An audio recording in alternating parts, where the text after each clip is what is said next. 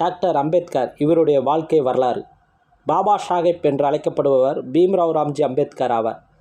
இவர் இந்திய விடுதலைக்கு பின்னர் நாட்டின் முதலாவது சட்ட அமைச்சராகவும் உயர்கல்வி பெறுவதற்காக அமெரிக்கா சென்ற முதல் இந்தியராகவும் விளங்கினார். தாழ்த்தப்பட்ட மக்களுக்கான கழகம் ஒன்றை தொடங்கியவர். பரோடா மன்னருடன் இணைந்து தீண்டாமை ஒழிய போராடியவர். பொருளாதாரம், அரசியல், வரலாறு, தத்துவம், சட்டம் ஆகிய துறைகளில் தேர்ந்தவர். ஆசிரியராகவும் பத்திரிகையாளராகவும் எழுத்தாளராகவும் சமூக நீதி புரட்சியாளராகவும் திகழ்ந்தார்.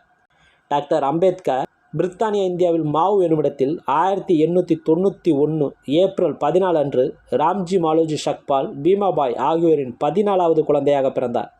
அவர் பள்ளியில் படிக்கும் பொழுது தாழ்த்தப்பட்ட மாணவர்கள் தனியாக அமர்த்தப்பட்டனர். மெட்ரிகுலேஷன் தேர்வு முடிந்ததும் அம்பேத்கருக்கும் 9 வயதான ராமாபாய் என்ற பெண்ணுக்கும் திருமணம் நடைபெற்றது. 1913ஆம் ஆண்டு ஜூன் 4ஆம் நாள் அம்பேத்கர் அமெரிக்கா சென்றார். உயர்கல்வி பெறுவதற்காக அமெரிக்கா சென்ற முதல் இந்தியர் என்ற பெருமையும் பெற்றார். 1921இல் முது அறிவியல் பட்டமும் 1923இல் TLC பட்டமும் பெற்றார்.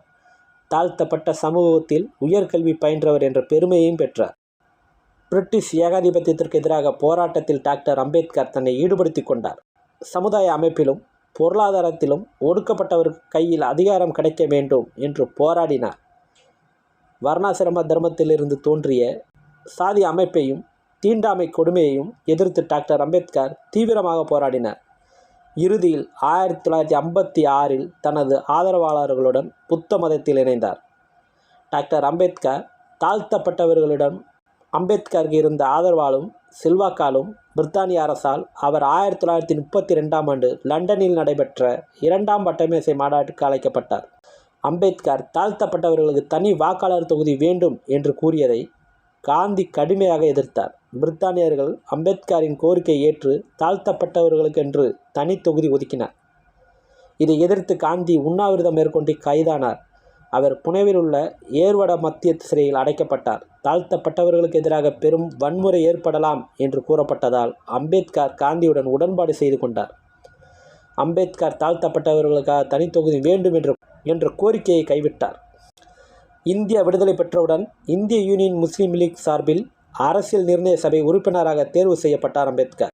அம்பேத்கர் அதை ஏற்று விடுதலை பெற்ற இந்தியாவில் முதல் சட்ட அமைச்சரானார். ஆகஸ்ட் 29இல் இந்திய அரசியலமைப்பை உருவாக்கும் ஆணையத்திற்கு தலைவரானார்.